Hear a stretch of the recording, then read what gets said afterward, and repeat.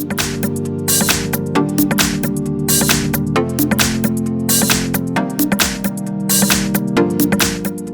I've got V-Mobile S39 and let me show you how to locate IMEI number on the following device. So actually we have two methods. Let's start with the first one. So at first open the phone dialer and then in your keyboard enter a secret code which is *##06#. And here it is. As you can see, you have two IMEI numbers for both SIM cards that you can include to your device. Click on OK to go back. And now let's go to the second method. At first you have to open the settings, then scroll down to the bottom of the list and click on About Phone.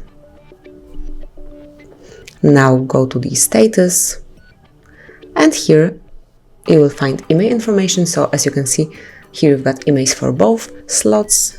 And let me go back, and a bit lower under Bluetooth address you will notice also your serial number. So here it is. And that's basically all. This is how you can easily and quickly locate both serial and IMEI number for your V-Mobile. Thank you for watching.